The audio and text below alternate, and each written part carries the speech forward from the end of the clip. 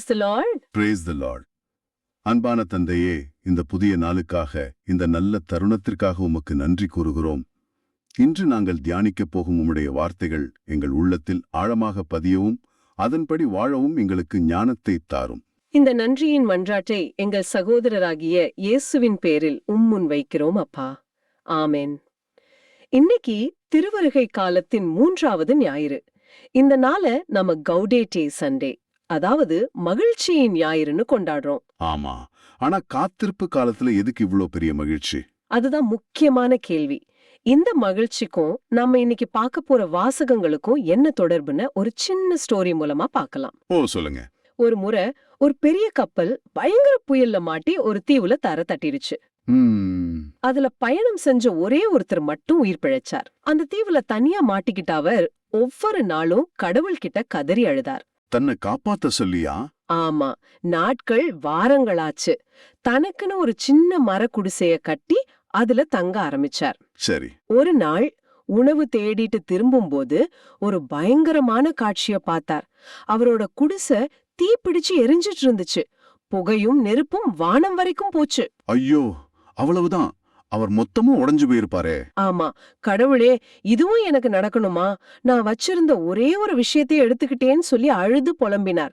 ரொம்ப சோர்ந்து போய் அந்த கடற்கரையிலேயே படுத்து தூங்கிட்டா. ஆனா அடுத்த நாள் காலையில ஒரு பெரிய கப்பல் அந்த தீவை நோக்கி வர்ற சத்தம் கேட்டு கண்முழிச்சார். அதுல இருந்து இறங்கி வந்தவங்க, உங்களை காப்பாத்ததான் வந்தோம், நீங்க மூட்டின புகை சமிக்கையே நாங்க தூரத்துல இருந்து பார்த்தோம்னு சொன்னாங்க. வாவ், பாருங்க, சில நேரங்கள்ல நம்ம வாழ்க்கையில நாம மிகப்பெரிய இழப்பு, இருண்ட தருணம்னு நினைக்கிற ஒரு விஷயம் கூட கடவுளோட மீட்புக்கான ஒரு வழியா இருக்கலாம். ஒரு துன்பம் நம்மள காப்பாத்த வர்ற கப்பலுக்கான ஒரு சமிக்கையா இருக்கலாம். இந்த எண்ணத்தோட இன்றைய வாசகங்களுக்குள்ள நாம ஆழமா பயணம் செய்யலாம். நிச்சயமா. இன்னைக்கு நாம பார்க்க போறது திருமுழுக்கு யோவானோட வாழ்க்கையில நடந்த அப்படிப்பட்ட ஒரு இருண்ட தருணத்தை பத்தி தான். இயேசுவுக்கு வழியை ஆயத்தம் செய்ய வந்தவருக்கே ஏற்பட்ட ஒரு பெரிய சந்தேகம்.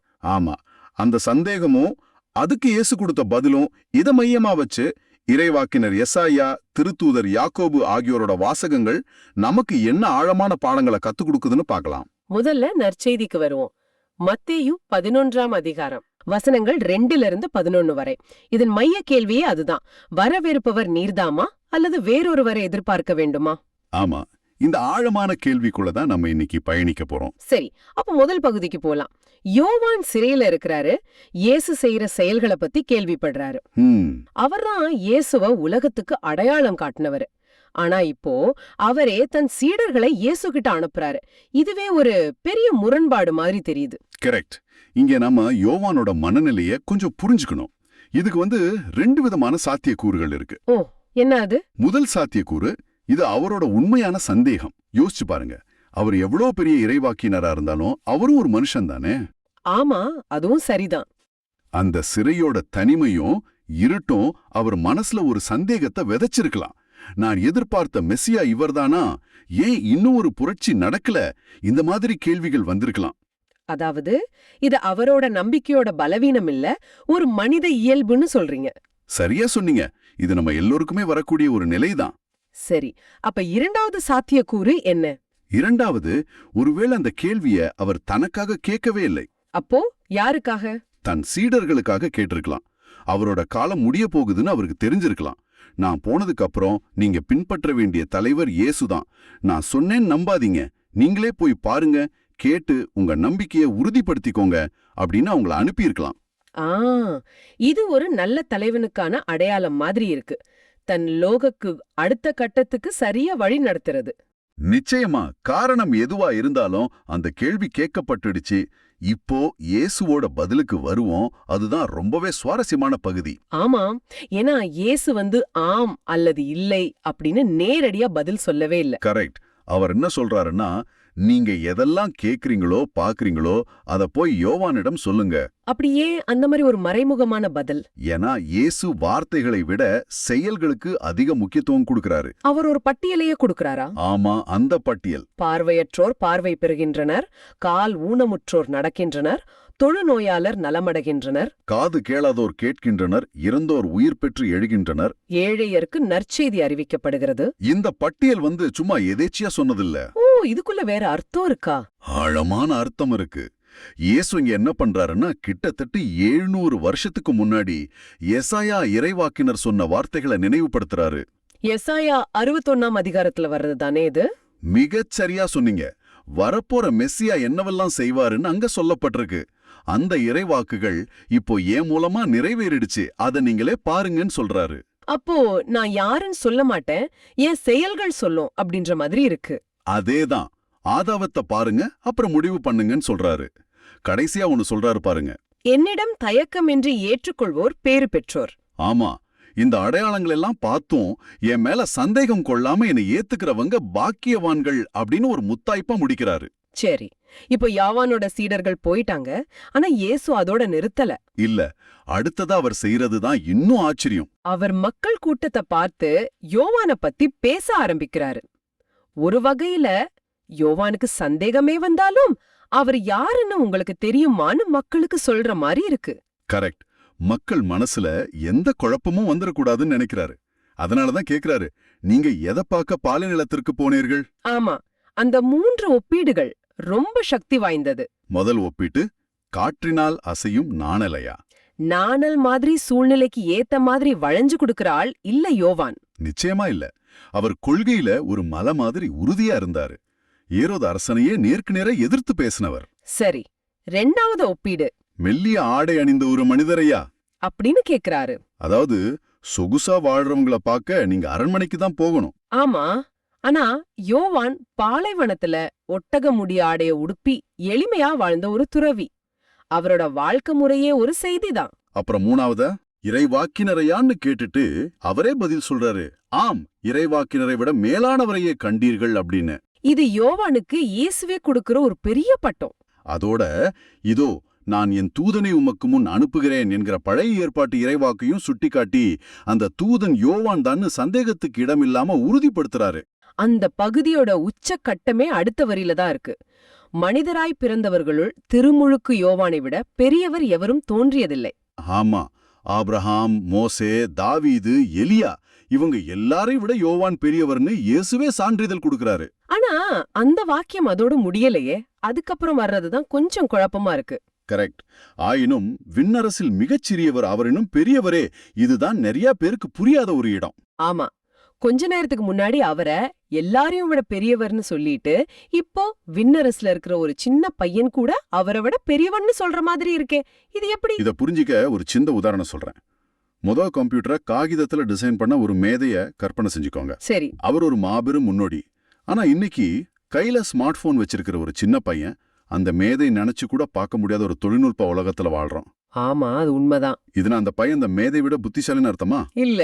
ஆனா அவன் ஒரு புதிய யுகத்தோட பலன்களை அனுபவிக்கிறான். அந்த மேதை போட்ட அடித்தளத்துல கட்டப்பட்ட உலகத்துல அவன் வாழ்றான். ஓ, அப்போ இது தனிப்பட்ட நபர்களை பத்தின ஒப்பீடு இல்ல, 2 யுகங்களை பத்தின ஒப்பீடு. சரியா புடிச்சிங்க. யோவான் பழைய உடன்படிக்கைங்கிற யுகத்தோட உச்சம், கடைசி மற்றும் மிகப்பெரிய இறைவாக்கினர். அவர் புதிய யுகத்தோட வாசலை திறந்து வச்சார். ஆனா அந்த வீட்டுக்குள்ள அவரால முழுசா நுழைய முடியல. அதேதான். ஆனா விண்ணரசுங்கிற அந்த புதிய யுகத்துல, அதாவது இயேசுவோட புதிய உடன்படிக்கையில ஒரு சாதாரண விசுவாசி கூட யோவானை விட பெரிய பாக்கியத்தை பெறுகிறான். ஏன்னா அவன் மீட்போட பலன்களை நேரடியா அனுபவிக்கிறான். ஆமா, தூய ஆவியின் கொடைய பெறுகிறான். யோவான் யாருக்காக வழிய தயார் செஞ்சாரோ அந்த வழியில நாம நடக்கிறோம். இது தகுதியை பத்தினது இல்ல, நாம எந்த யுகத்துல இருக்கோங்கிற பாக்கியத்தை பத்தினது. ஆக இந்த ஆழமான பார்வையிலிருந்து நம்ம புரிஞ்சுக்க வேண்டியது, நம்ம வாழ்க்கையிலயும் சந்தேகங்கள் வரப்போ நம்ம வார்த்தைகளை தேடாம கடவுளோட செயல்களை பார்க்கணும். நம்மள சுத்தி நடக்கிற அற்புதங்களை, குணமடைதல, மனமாற்றத்தை பார்க்க இயேசு நம்மள அழைக்கிறாரு. அதே நேரத்துல யோவான போல கொள்கையில உறுதியா இருக்கவும் இந்த வாசகம் ஒரு அழைப்பு கொடுக்குது. நிச்சயமா. எல்லாவற்றுக்கும் மேல நாம விண்ணரசின் குடிமக்களுங்கிற அந்த பெரிய பாக்கியத்தை உணர்ந்து அந்த பொறுப்போட வாழணும். இயேசு சொன்ன அந்த பட்டியல்ல கடைசியா வர்றது ஏழையருக்கு நற்செய்தி அறிவிக்கப்படுகிறது. ஆமா, அதுவும் ஒரு மெசியானிய அடையாளம். இன்னைக்கு உலகத்துல ஆன்மீகத்துல ஏழையா இருக்கிறவங்க, உறவுகள்ல காயப்பட்டு தனிமையில வாடுறவங்க, பொருளாதாரத்துல கஷ்டப்படுறவங்க, இப்படி நிறைய ஏழைகள் இருக்கிறாங்க. அவங்களுக்கு ஒரு நற்செய்தியா, ஒரு நல்ல செய்தியா நாம எப்படி மாறப்போறோம்? இதுதான் இந்த வாசகம் நமக்குள்ள விதைச்சிட்டு போற ஒரு முக்கியமான கேள்வி. முதல் வாசகமான எசாயா புத்தகத்துக்கு கூட்டிட்டு போகுது. ஓ, இயேசு சொன்ன வார்த்தைகள் அவரோட சொந்த வார்த்தைகள் இல்ல. அது ஏறக்குறைய 700 வருஷங்களுக்கு முன்னாடி இறைவாக்கினர் எசாயா சொன்ன இறைவாக்கு. 700 வருஷத்துக்கு முன்னாடியா? அப்போ எசாயா எந்த சூழல்ல இந்த வார்த்தைகளை சொல்றார்? அந்த சூழலை புரிஞ்சுக்கிட்டாதான் இந்த வார்த்தைகளோட சக்தி நமக்கு புரியும். இஸ்ரேல் மக்கள் பாபிலோனுக்கு அடிமைகளா கொண்டு செல்லப்பட்டிருந்த காலம் அது. அவங்களோட கோயில் இடிக்கப்பட்டு நாடு அழிக்கப்பட்டிருந்த நேரம். ஆமா, அவங்க நம்பிக்கையை முழுசா இழந்திருந்தாங்க. கடவுள் நம்மளை கைவிட்டுட்டான்னு விரக்தியோட உச்சத்துல இருந்தாங்க. அந்த நேரத்துல தான் எசாயா வந்து கடவுளோட மீட்பின் செய்தியை அறிவிக்கிறார். இந்த வாசகத்தோட ஆரம்பமே ரொம்ப சக்தி வாய்ந்தது. பாலை நிலமும் பாழ்வழியும் அகமகிழும் பொட்டல் நிலம் பூரிப்படைந்து லீலி போல் பூத்து குலுங்கும் அப்படின்னு சொல்லுது. இது கேட்கறதுக்கு ஒரு கவிதை மாதிரி இருக்கு. ஆனா பாலைவனம் எப்படி அகமகிழ முடியும்? ஒரு வறண்ட நிலம் எப்படி பூத்து குலுங்க முடியும்? இந்த உருவகம் நமக்கு என்ன சொல்ல வருது? நிச்சயமா இது வெறும் கவிதை மட்டும் இல்ல, ஒரு ஆழமான இறையியல் உண்மை. இங்க பாலைவனம் பொட்டல் நிலம்னு சொல்றது இஸ்ரேல் மக்கள் வாழ்ந்த அந்த நிலையை மட்டும் குறிக்கல, அது நம்ம ஒவ்வொருத்தருடைய தனிப்பட்ட வாழ்க்கையும் குறிக்குது. சில நேரங்கள்ல நம்ம வாழ்க்கை நம்பிக்கை வறண்டு போய் ஆன்மீகத்துல எந்த வளர்ச்சியும் இல்லாம எந்த ஜெபத்துக்கும் பதில் கிடைக்காதது போல ஒரு பாலைவன அனுபவமா இருக்கலாம். அந்த வறண்ட வாழ்க்கையில கடவுளோட அருள் படும்போது அது லீலி மலரை போல பூத்து குலுங்கும். அதுதான் இதோட பொருள். இந்த உருவகம் எவ்வளவு அழகா இருக்கு பாருங்க. ஒரு மலர் மெதுவா ஆனா உறுதியா மலர்றது போல கடவுளோட செயல்பாடு நம்ம வாழ்க்கையில ஒரு அழகிய மாற்றத்தை உருவாக்கும். ஆமா, அது மட்டும் அல்லாம அந்த மாற்றம் எப்படி இருக்கும்னு சொல்லப்படுது. லெபனோனின் எழில், கர்மேல் மற்றும் சாரோனின் மேன்மை அதற்கு கொடுக்கப்படும் அப்படின்னு சொல்லுது. இந்த இடங்கள் எல்லாம் அந்த காலத்துல வாழ்ந்த மக்களுக்கு ரொம்ப பரிச்சயமான செழிப்பான இடங்கள் இல்லையா? மிகச்சரியா சொன்னீங்க. இதுதான் இங்க இருக்கிற முக்கியமான ஒரு புள்ளி. லெபனான் வந்து அதோடைய உயரமான கம்பீரமான கேதுரு மரங்களுக்கு பெயர் போனது. காமல் மலை பசுமையான செழிப்பான விவசாய நிலங்களுக்கு பெயர் போனது. சாரோன் சமவெளி அழகான பூக்களுக்கும் வளத்துக்கும் பெயர் போனது. அதாவது கடவுள் நம்ம பாலைவன வாழ்வை மாத்தும் போது ஏதோ கொஞ்சம் பரவாயில்லாம மாத்த மாட்டார். அவர் உலகின் மிகச்சிறந்த அழகையும் வளத்தையும் மகிமையும் கொண்டு வந்து நம்ம வாழ்க்கையில வைப்பார். நம்ம மாற்றம் வந்து அரைகுறை மாற்றமா இருக்காது, அது ஒரு முழுமையான தலை சிறந்த மாற்றமா இருக்கும். அந்த மாற்றத்தை பார்க்கும்போதுதான் மற்றவர்கள் ஆண்டவரின் மாட்சியையும் நம் கடவுளின் பெருமையையும் காண்பார்கள். அப்போ நம்ம வாழ்க்கையில ஏற்படுற மாற்றம் நமக்காக மட்டுமில்லாம மற்றவர்களும் கடவுளோட மகிமையை காண ஒரு சான்றாக அமையுது இல்லையா? வறண்டு போன ஒரு வாழ்க்கை பூத்து குலுங்குறத பார்க்கும்போது அதே மாதிரி நிலையில இருக்கிற மற்றவங்களுக்கும் என் வாழ்க்கையிலையும் கடவுளால இப்படி ஒரு மாற்றத்தை கொண்டு வர முடியும்னு ஒரு நம்பிக்கை பிறக்கும். இதுதான் நற்செய்தி அறிவிப்போட அடிப்படை. நம்ம வார்த்தைகளை விட மாற்றப்பட்ட நம்ம வாழ்க்கை தான் ரொம்ப சக்தி வாய்ந்த நற்செய்தி. சரி, இந்த அற்புதமான மாற்றத்தோட வாக்குறுதியை கேட்ட பிறகு அந்த மக்களுக்கு ஒரு கட்டளை கொடுக்கப்படுது. அதுதான் அடுத்த பகுதிக்கு நம்ம கொண்டு போகுது. ஆமா, அந்த வாக்குறுதிக்கு பிறகு தளர்ந்து போன கைகளை திடப்படுத்துங்கள், தள்ளாடும் முழங்கால்களை உறுதிப்படுத்துங்கள்னு ஒரு கட்டளை வருது. இது ஒரு சுவாரஸ்யமான திருப்பம். எல்லாத்தையும் கடவுளே செய்ய போறாருன்னா பிறகு நான் ஏன் கைகளை திடப்படுத்தணும்? இது யாருக்காக சொல்லப்படுது? இது ஒரு ஆழமான கேள்வி. இது 2 தரப்பினருக்கும் சொல்லப்படுது. முதல்ல விசுவாசத்துல தளர்ந்து போனவங்களுக்கும் வாழ்க்கை போராட்டத்துல சோர்ந்து போனவங்களுக்கும் இது ஒரு நேரடி அழைப்பு. உங்க பலவீனத்தை ஒப்புக்கொள்ளுங்க, ஆனா அதினே மூழ்கிடாதீங்க. எழுந்து நிற்க முயற்சி பண்ணுங்க. இரண்டாவதா, இது விசுவாசத்துல உறுதியா இருக்கிறவங்களுக்கு ஒரு கட்டளை. உங்களை சுற்றி தளர்ந்து போய் தள்ளாடும் நிலையில இருக்கிறவங்கள நீங்க தான் தாங்கி பிடிக்கணும். அவங்கள திடப்படுத்தணும்னு சொல்ற ஒரு சமூக பொறுப்பையும் இது உணர்த்துது. நம்ம விசுவாசம் என்பது ஒரு தனிப்பட்ட விஷயம் மட்டும் அல்ல, அது ஒரு சமூக பயணம். நாம ஒருவரையொருவர் தாங்கி பிடிச்சு முன்னேறணும். அதை தொடர்ந்து வர்ற வார்த்தைகள் தான் உச்சகட்ட நம்பிக்கையே தருது. உள்ளத்தில் உறுதியற்றவர்களை நோக்கி திடம் கொள்ளுங்கள், அஞ்சாதீர்கள், இதோ உங்கள் கடவுள் பழிதீர்க்க வருவார், அவர் வந்து உங்களை விடுவிப்பார் என்று கடவுளே ஒரு வாக்குறுதி கொடுக்கிறார். இந்த பழிதீர்க்க வருவார் என்றத நாம எப்படி புரிஞ்சுக்கிறது? இது பழி வாங்கறத குறிக்குதா? அருமையான கேள்வி. இங்க பழி தீர்க்க வருவார் அப்படிங்கிறது மனிதர்கள் பழி வாங்கிறது போல பழிக்கு பழி வாங்கறத குறிக்கல. திருவிவிலியத்துல கடவுளோட பழி தீர்த்தல் என்பது நீதியை நிலைநாட்டுவதை குறிக்குது. அதாவது மக்களுக்கு துன்பம் கொடுத்த தீய சக்திகளையும் அவங்கள அடிமைப்படுத்தி வச்சிருந்த பாவத்தோட பிடியையும் கடவுள் அழிச்சு நீதியோட ஆட்சியை நிலைநாட்டுவார். அதுதான் இதோட பொருள். அதனாலதான் உடனடியா அவர் வந்து உங்களை விடுவிப்பார் என்ற வார்த்தை வருது. கடவுளோட வருகை அநீதியை அழிச்சு நீதியை நிலைநாட்டி நம்மள அடிமைத்தனத்திலிருந்து விடுவிக்கிறதுக்காகவே. அதனால நம்ம பயப்பட தேவையில்லை. அப்படியானால் இந்த விடுதலையோட அறிகுறிகள் எப்படி இருக்கும்? இங்கதான் இந்த வாசகம் இன்னும் ஆழமாகுது. பார்வையற்றோர் கண்கள் பார்க்கும், காது கேளாதோர் செவிகள் கேட்கும், அப்பொழுது கால் ஊனமுற்றோர் மான் போல் துள்ளி குதிப்பார், வாய் பேசாதோர் மகிழ்ந்து பாடுவர்னு மிக தெளிவான நிகழ்வுகள் சொல்லப்படுது. இது வெறும் உருவகமா சொல்லப்படாம உண்மையான குணமடைதலை பத்தி பேசுது. ஆமாம், இதுக்கு வந்து இரட்டை அர்த்தம் இருக்கு. இது வந்து உடல் ரீதியான குணமடைதலையும் குறிக்குது, அதே நேரத்துல ஆழமான ஆன்மீக விடுதலையும் குறிக்குது. இந்த இறைவாக்குகள் இயேசுவோட வருகையில வார்த்தைக்கு வார்த்தை நிறைவேறினத நற்செய்தி நூல்கள்ல நாம தெளிவா பார்க்கலாம். திருமுழுக்கு யோவானோட சீடர்கள் வந்து வரவிருப்பவர் நீர்தானான்னு கேட்டப்போ இயேசு இந்த வார்த்தைகளை தான் பதிலாக சொன்னார். பார்வையற்றோர் பார்க்கின்றனர், கால் ஊனமுற்றோர் நடக்கின்றனர், செவிடர் கேட்கின்றனர், போய் யோவானிடம் அறிவியுங்கள் என்றார். அப்போ ஒவ்வொரு குணமடைதலுக்கும் ஒரு ஆம்பிடாட்டமும் இருக்குது. பார்வையற்றோர் கண்கள் பார்ப்பதுன்னா கடவுளோட திட்டத்தையும் உண்மையையும் பார்க்க முடியாத அளவுக்கு உலக காரியங்களால கண்கள் மறைக்கப்பட்டவங்க அதை பார்க்க போறத குறிக்குது இல்லையா? மிகச்சரி. நம்ம பாவங்கள், உலக ஆசைகள் பல நேரங்கள்ல நம்ம ஆன்மீக கண்களை மறைச்சிடுது. கடவுளோட அருள் வரும்போது அந்த மறைப்பு நீங்கி நாம உண்மையை உள்ளபடி பார்க்கறோம்.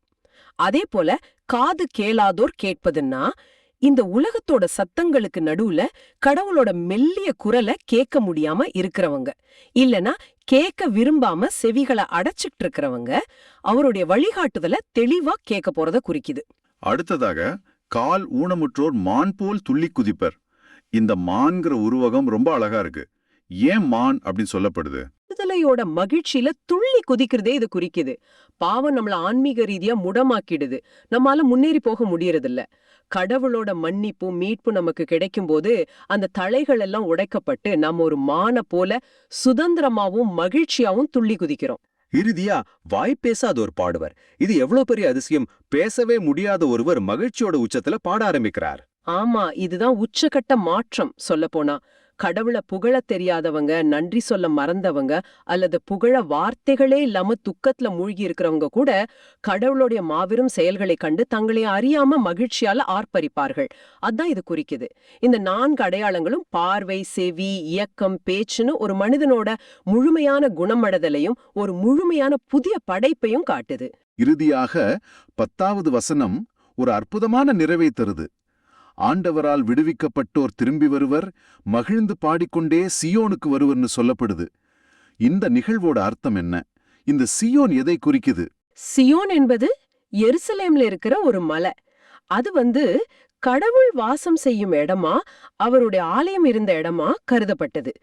இங்க சியோன் என்பது கடவுள் கூட நாம முழுமையா இணைந்திருக்கிறத குறிக்குது, விண்ணகத்தை குறிக்குது. பாவத்திலிருந்தும் துன்பத்திலிருந்தும் கடவுளால் விடுவிக்கப்பட்ட மக்கள் சும்மா விடுதலை அடைஞ்சு எங்கேயோ போறதில்ல, அவங்க மகிழ்ச்சியோட கடவுள்கிட்ட திரும்பி வராங்க.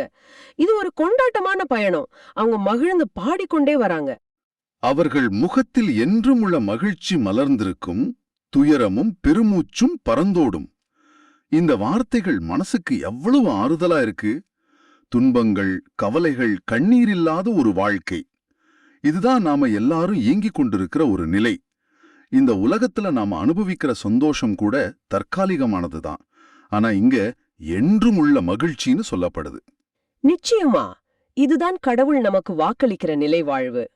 துன்பங்கள், துயரங்கள் இல்லாத முடிவில்லாத மகிழ்ச்சி நிறைந்த ஒரு வாழ்வு. இந்த உலக வாழ்க்கையில நாம படுற கஷ்டங்கள் எல்லாம் தற்காலிகமானவை. ஆனா கடவுள் நமக்கு தர்ற மகிழ்ச்சியோ என்றுமுள்ள மகிழ்ச்சி. துயரமும் பெருமூச்சும் பறந்தோடும்னு சொல்லப்படுது. அதுங்க இருந்ததற்கான அடையாளமே இல்லாம மறைஞ்சு போயிடும். திருவருகை காலம் இந்த மகிழ்ச்சியான வருகைக்காகவும் சந்திப்புக்காகவும் நம்மள தயார் செய்யற ஒரு காலம்தான். நாம அந்த மாபெரும் மகிழ்ச்சிக்கு நம்மையே தகுதிப்படுத்திக்கிற ஒரு தயாரிப்பு காலம். ஆக இந்த வாசகம் நமக்கு தர்ற செய்தி இதுதான். நம்ம வாழ்க்கை எவ்வளவு வறண்ட பாலைவனம் போல இருந்தாலும் கடவுளோட அருளால அது பூத்து குலுங்கும். நம்ம பலவீனங்கள் எதுவா இருந்தாலும் சரி, அது தளர்ந்த கைகளா இருக்கலாம் அல்லது தள்ளாடும் முழங்கால்களா இருக்கலாம். கடவுளோட வருகை நம்மள முழுமையா குணமாக்கி முடிவில்லா மகிழ்ச்சிக்கு அழைத்து செல்லும். இந்த நம்பிக்கை தான் இந்த திருவருகை காலத்தோட மையப்புள்ளி. நீங்க கேட்டுக்கொண்டிருக்கும் போது உங்களுக்குள்ள ஒரு சிந்தனை, வாய் பேசாதோர் மகிழ்ந்து பாடுவர்னு இந்த வாசகம் சொல்லுது. பல நேரங்கள்ல நம்ம வாழ்க்கையில கடவுள் செஞ்ச எண்ணற்ற நன்மைகளுக்காக நாம நன்றி சொல்ல தவறிடுறோம். இல்லனா நம்ம மகிழ்ச்சிய நன்றிய வெளிப்படுத்த தயங்குறோம். உங்க உள்ளத்துல இதுவரைக்கும் வெளிப்படுத்தப்படாத எந்த நன்றிக்காக அல்லது மகிழ்ச்சிக்காக கடவுள் ஒரு புகழ்ச்சி பாடலா மாத்த காத்திருக்கிறார்? ஒருவேளை அது ஒரு சின்ன வெற்றியா இருக்கலாம், இல்ல ஒரு பெரிய கஷ்டத்திலிருந்து கிடைச்ச விடுதலையா இருக்கலாம். இன்னைக்கு அதை நினைச்சு பார்த்து வாயார கடவுளுக்கு நன்றி சொல்லலாமே. இந்த எண்ணத்தை பதிலுரை பாடலும் உறுதிப்படுத்துது. திருப்பாடல் 146. இந்த திருப்பாடல் கடவுளுடைய ஆட்சியை பத்தி பாடுது. ஆனா நடைமுறையில அந்த ஆட்சி எப்படி இருக்கும், அதோட குணங்கள் என்ன, அதை பத்தி தான் நம்ம ஆழமா பார்க்க போறோம். சரி, வசனங்கள் 7, 8. இதுல கடவுளோட செயல்கள் ஒரு லிஸ்ட் மாதிரியே இருக்கு. ஆண்டவர் ஒடுக்கப்பட்டோர்க்கான நீதியை நிலைநாட்டுகின்றார், பசித்திருப்போர்க்கு உணவளிக்கின்றார், சிறைப்பட்டோர்க்கு விடுதலை அளிக்கின்றார். இது சும்மா படிக்கும்போது கடவுள் எவ்ளோ நல்லவர்னு தோணும். ஆனா இதுல ஒரு ஆழமான செய்தி இருக்கு. நீங்க என்ன நினைக்கிறீங்க? நீங்களே சொல்லுங்களேன். இதுல இருக்கிற வினை சொற்களை கவனிச்சிங்களா? அவர் நீதிய பத்தி பேசல, நீதிய நிலைநாட்டார். அவர் உணவோட தேவைய உணரல, உணவை அளிக்கின்றார். அவர் விடுதலையை விரும்பல, விடுதலைய அளிக்கின்றார். ஒவ்வொரு சொல்லும் ஒரு செயல். சரிதான். இது கடவுள ஒரு செயல் வீரரா, ஒரு மாற்றத்தோட முகவரா காட்டுது. அவர் வெறும் பார்வையாளர் இல்ல. மிக சரியான பார்வை. இதுதான் கடவுளோட அடிப்படை குணம். அவர் அநீதியை பார்த்துக்கிட்டு சும்மா இருக்கிறவர் இல்ல. பல சமயம் நமக்கு அநீதி நடக்கும்போது கடவுள் எங்க இருக்காருன்னு நாம கேட்போம். ஆமா, எல்லாரும் கேக்குற கேள்வி அது. அதுக்கு இந்த திருப்பாடல் என்ன பதில் சொல்லுதுன்னா, அவர் இங்கதான் இருக்கார், செயல்பட்டுக்கிட்டு இருக்காருன்னு சொல்லுது. ஒடுக்கப்பட்டவங்களுக்காக போராடுறார், பசியோடு இருக்கிறவங்களுக்கு பரிமாறுறாரு, சிறையில இருக்கிறவங்களோட சங்கிலிகளை உடைக்கிறாரு. அவரோட பிரசன்னம் அவரோட செயல்கள்ல தான் தெரியுது. அப்போ நாம அடிக்கடி சொல்ற கடவுள் நீதி உள்ளவருங்கிறது அது அவரோட ஒரு குணம் மட்டும் இல்ல. நீதிங்கிறது அவர் என்ன செய்யறாரோ அதுதான், அப்படிதானே? நிச்சயமா, அவரோட இயல்பே அதுதான். சரி, அந்த சிந்தனையோட அடுத்த செயல்களை பாப்போமா? வசனம் 8ஓட தொடர்ச்சி. ஆண்டவர் பார்வையற்றோரின் கண்களை திறக்கின்றார், தாழ்த்தப்பட்டோரை உயர்த்துகின்றார், நேர்மையாளரிடம் அன்பு கொள்கின்றார். இது இன்னும் ஆழமா இருக்கு. பார்வையற்றோரின் கண்களை திறப்பதுனா இயேசு செஞ்ச அற்புதங்கள் ஞாபகத்துக்கு வருது. ஆனா அது மட்டும்தானா? இல்ல, அதையும் தாண்டி நம்ம சுத்தி நடக்கிற அநீதிகளை பார்க்க முடியாதபடி நம்ம சுயநலம், நம்ம சௌகரியம், நம்ம தப்பான கண்ணோட்டங்கள்லாம் ஒரு திரை மாதிரி நம்ம கண்ணை மறைச்சிருக்கலாம். ஓ, கடவுள் அந்த திரையை விளக்கி உண்மையை உள்ளது உள்ளபடி பார்க்க வைக்கிறார்.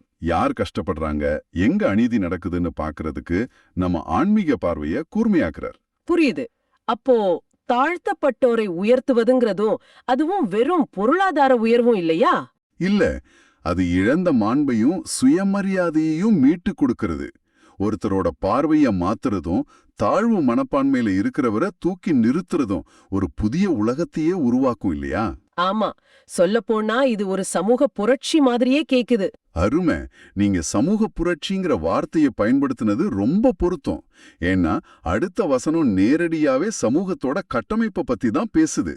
வசனம் 9 சொல்லுது, ஆண்டவர் அயல் நாட்டினரை பாதுகாக்கின்றார், அனாதை பிள்ளைகளையும் கைப்பெண்களையும் ஆதரிக்கின்றார். இந்த 3 பேரையும் ஏன் ஒன்னா சொல்றாங்க? ஏன்னா அவங்க எல்லாரும் சமூகத்துல ரொம்ப ஆதரவற்ற நிலையில இருந்தாங்க. சரிதானே? சரிதான். ஆனா ஏன் ஆதரவற்று இருந்தாங்க? அதோட அமைப்பு சார்ந்த காரணத்தை புரிஞ்சுக்கணும். பழைய இஸ்ரேல் சமூகத்துல ஒருத்தரோட பாதுகாப்பு, பொருளாதாரம், உரிமை எல்லாமே அவரோட குடும்பத்தையும் நிலத்தையும் சார்ந்துதான் இருந்துச்சு. ஓ, குடும்பத்தோட ஆண்மகனுக்கு தான் நில உரிமை இருந்துச்சு. ஆமா, அதனால அயல் நாட்டினருக்கு நிலம் கிடையாது, அப்பா இல்லாத அனாதைகளுக்கு வாரிசுரிமை இல்ல, கணவனை இழந்த கைப்பெண்களுக்கு வேற ஆண் துணை இல்லைன்னா சொத்துரிமை போயிடும். அதனால இந்த 3 குழுக்களும் அந்த சமூகத்தோட பொருளாதார சட்ட அமைப்பாலேயே ஒதுக்கப்பட்டிருந்தாங்க. அப்படியானா கடவுள் அவங்கள பாதுகாக்கிறார்னு சொல்லும்போது அது வெறும் பரிதாபத்துல செய்யற கருணை செயல் இல்ல.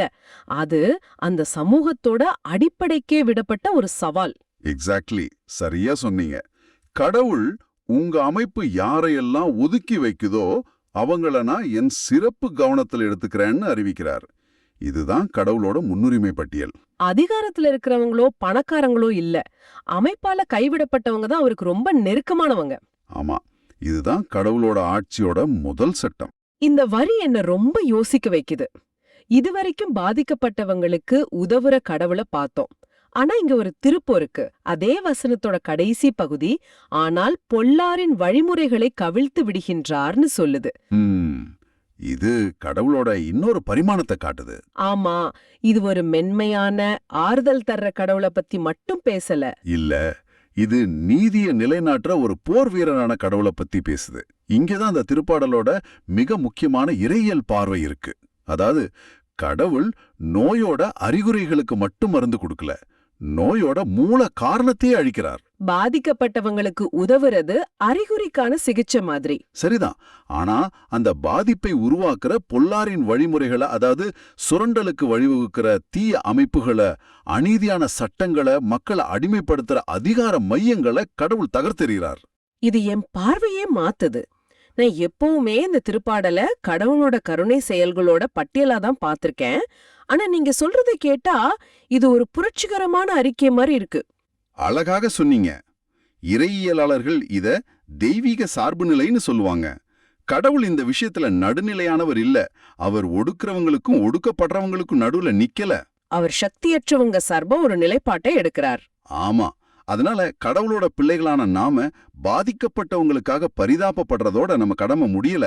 அந்த பாதிப்பை உருவாக்குற அநீதியான வழிமுறைகளை அடையாளம் கண்டு அதை எதிர்க்கவும் நாம அழைக்கப்பட்டிருக்கோம். அதுதான் உண்மையான இறைப்பணி. அப்போ நாம பார்த்த இந்த புரட்சிகரமான செயல்கள் எல்லாம் தற்காலிகமானவை இல்ல.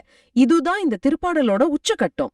வசனம் 10 சொல்லுது, சியோனே, உன் கடவுள் என்றென்றும் எல்லா தலைமுறைகளுக்கும் ஆட்சி செய்வார். ஹல்லேலூயா. இது ஒரு மாபெரும் பிரகடனம். ஆம், இதுதான் முழு திருப்பாடலுக்கும் அடித்தளமா இருக்கிற நம்பிக்கை. இதுவரைக்கும் நம்ம பேசின கடவுளோட குணமும் அவரோட ஆட்சியும் நிரந்தரமானதுன்னு இந்த கடைசி வரி உறுதிப்படுத்துது. மனித அரசர்கள் வருவாங்க போவாங்க, அவங்க சட்டங்கள் மாறும். ஆனா நம்ம கடவுளோட ஆட்சி மாறாதது. அவரோட நீதி, அன்பு, பாதுகாப்பு எல்லாமே என்றென்றும் நிலைத்திருக்கும். நம்மள சுத்தி அநீதி தலைவிரிச்சு ஆடும்போது, வன்முறை பெருகும்போது, இந்த உலகத்தை ஆள்றது மாறாத அன்போ நீதியும் கொண்ட கடவுளுங்கிற நம்பிக்கை இது ஒரு பெரிய ஆறுதல். மிக சரியா சொன்னீங்க. இந்த திருப்பாடல்ல வர்ற அந்த இரக்கமும் நீதியும் நிறைந்த உலகம் ஒரு கனவு இல்ல.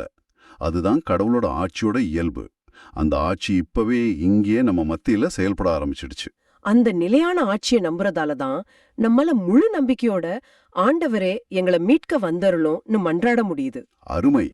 கடவுளோட ஆட்சிங்கிறது நிரந்தரமான ஒரு புதிய யதார்த்தம். அருமையா இணைத்தீங்க. நம்ம மன்றாட்ட கேட்கிறவர் இன்னைக்கு இருந்து நாளைக்கு மறையிற ஒரு தலைவர் இல்ல. அவர் என்றென்றும் ஆளுகை செய்யும் மாபெரும் அரசர். அந்த நம்பிக்கை தான் நம்ம மன்றாட்டுக்கு உண்மையான சக்தியை கொடுக்குது.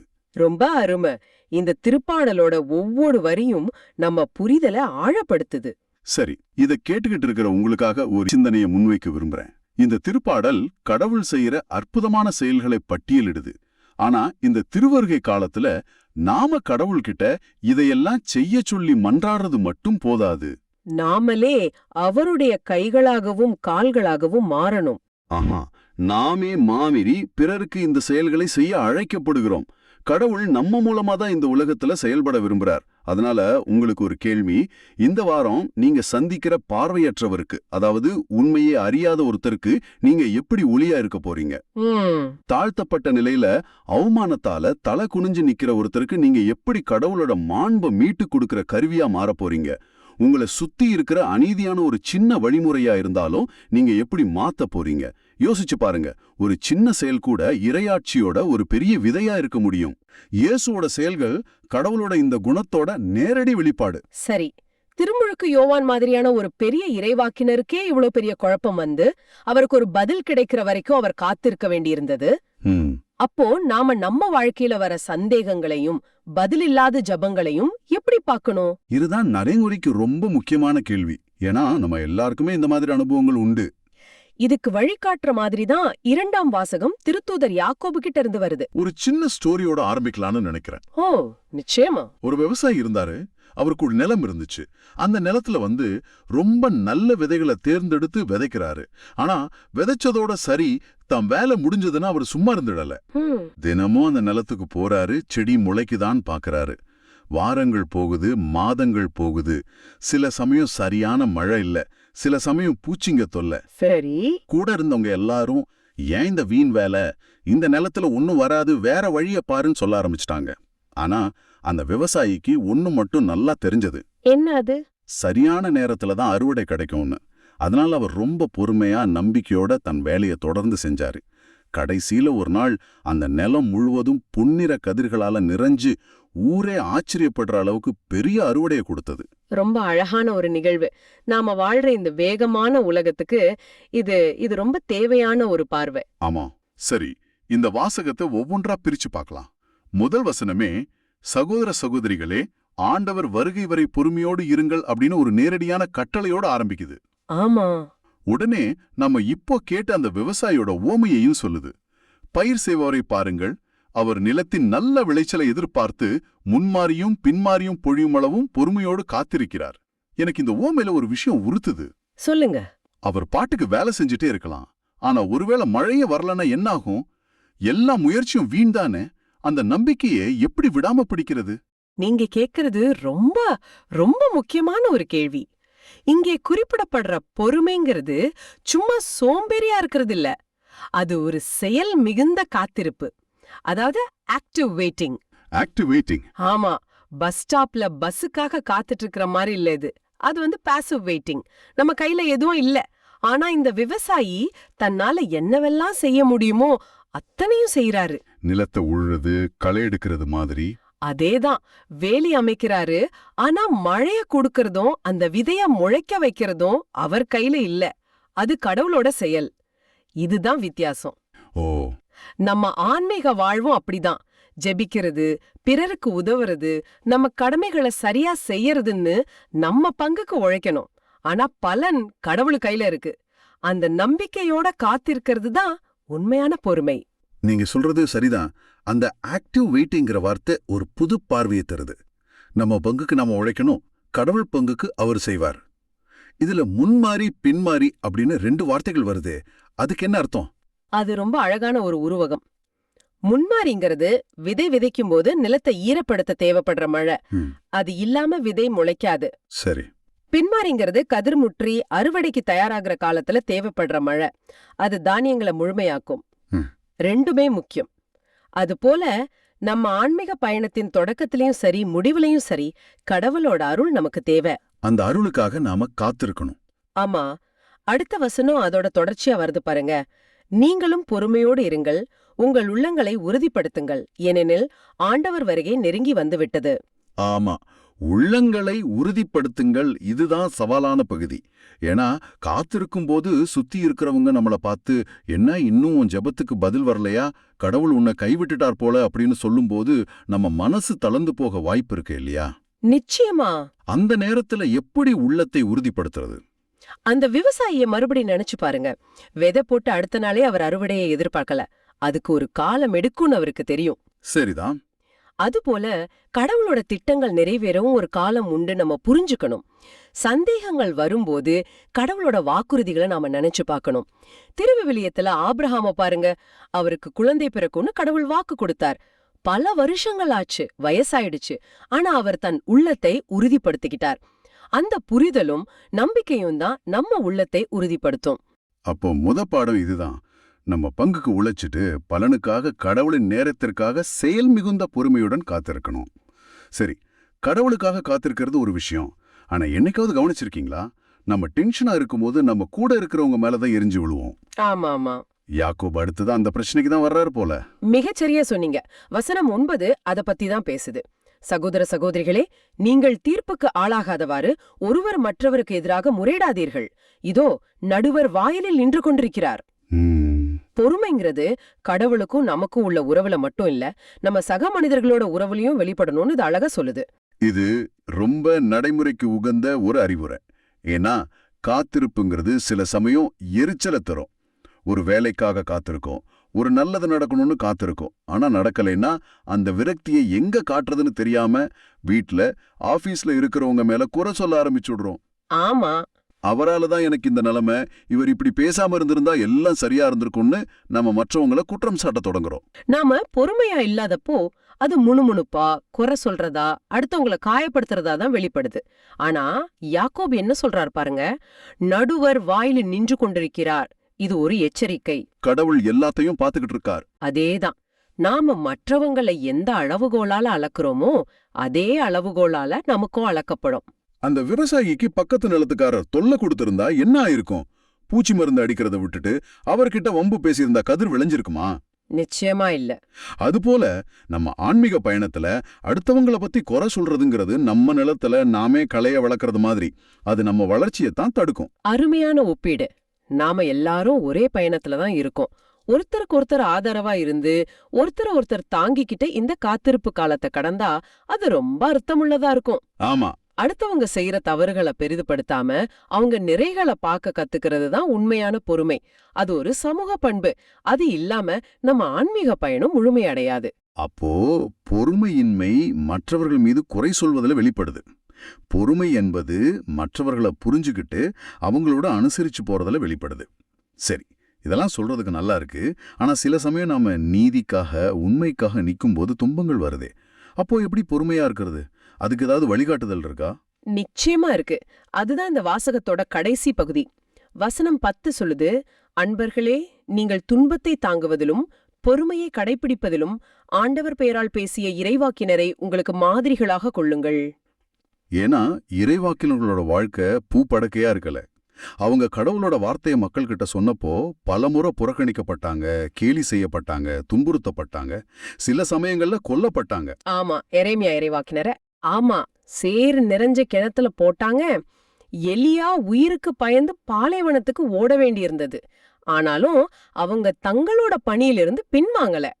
ஏன் அவங்களால அப்படி இருக்க முடிஞ்சது? காரணம், அவங்களோட நம்பிக்கை மக்கள் கொடுக்கற அங்கீகாரத்து மேலயோ சூழ்நிலைகள் சரியாகிறது மேலயோ இல்ல, அவங்கள அனுப்புன கடவுள் மேல இருந்துச்சு.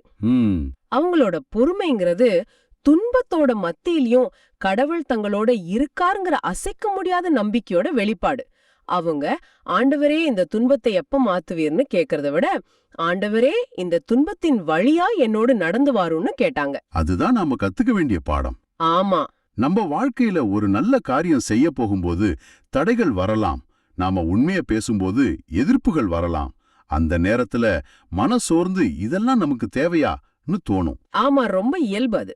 அப்படிப்பட்ட சமயங்கள்ல இந்த இறைவாக்கினர்களை நினைச்சு பார்த்தா நம்ம பொறுமை இன்னும் உறுதியாகும்.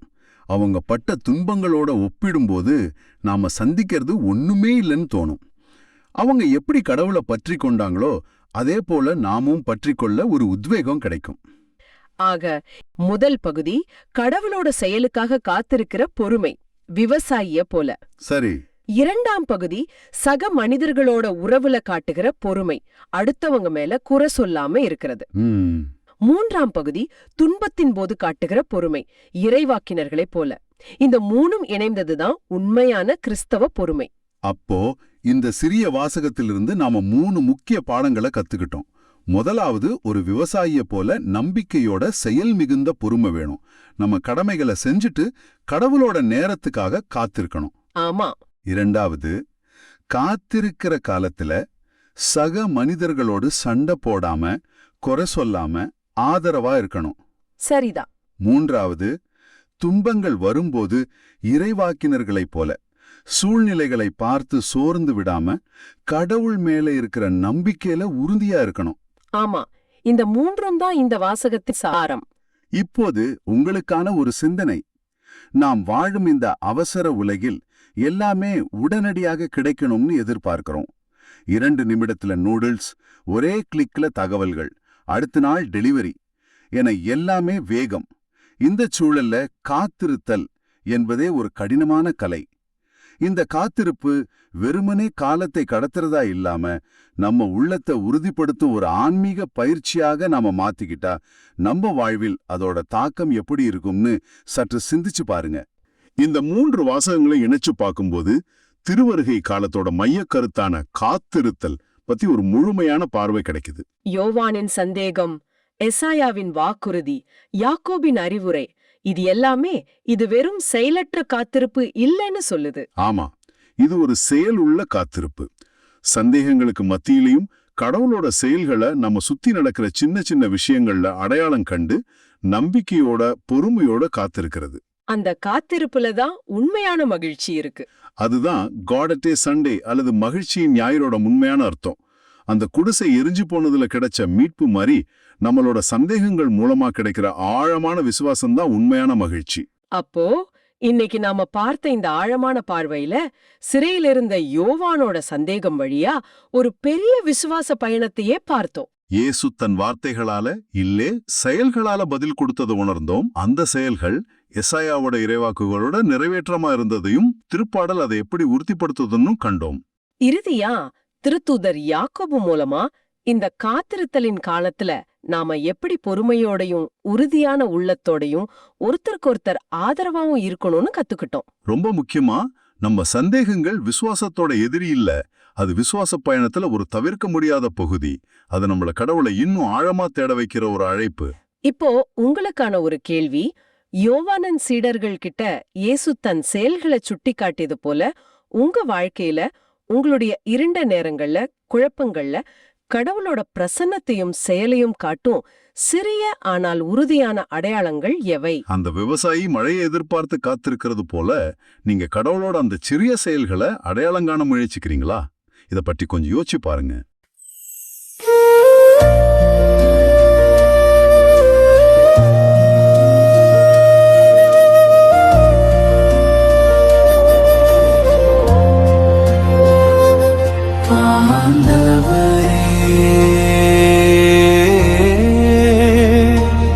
எங்களை மீட்க வந்தரும் ஆண்டவரே, எங்களை மீட்க வந்தருளும். ஆண்டவர் ஒடுக்கப்பட்டோர்கான நீதியை நிலைநாட்டுகின்றார், பசித்திருப்போர்க்கு உணவளிக்கின்றார், சிறைப்பட்டோர்க்கு விடுதலை அளிக்கின்றார். ஆண்டவரே, எங்களை மீட்க வந்தருளும். ஆண்டவரே, எங்களை மீட்க வந்தருளும்.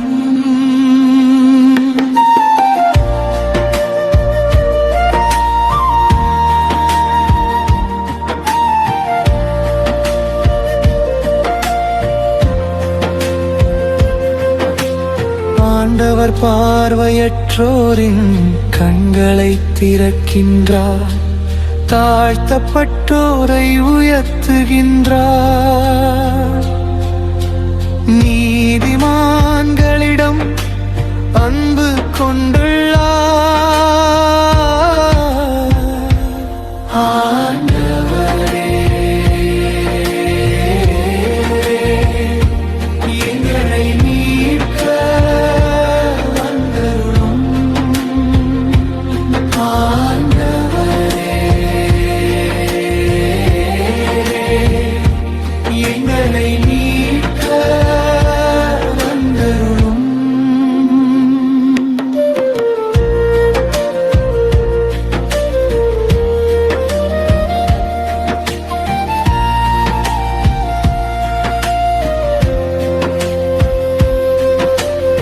ஆண்டவர் அயல் நாட்டினரை பாதுகாக்கின்றார், அநாதை பிள்ளைகளையும் கைம்பெண்களையும் ஆதரிக்கின்றார்.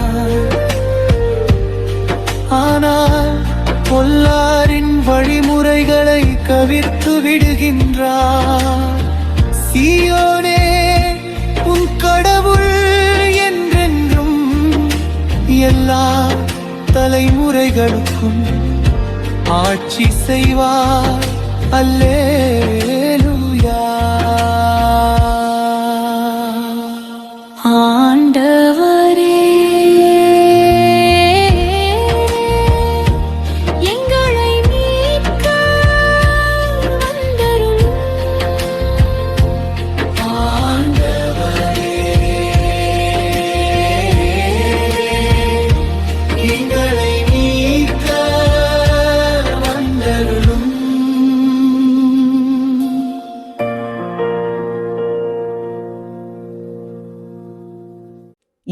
ஆழமான பார்வை உங்களுக்கு பயனுள்ளதா இருக்குதுன்னு நினைச்சா மத்தவங்களுக்கும் இந்த வீடியோவை ஷேர் பண்ணுங்க. நற்செய்தியின் தூதராக இறையாட்சியை எடுத்துரைங்க. நன்றி. மீண்டும் நாளை சிந்திப்போம். இயேசுவுக்கே புகழ். அன்னை மரியே வாழ்க.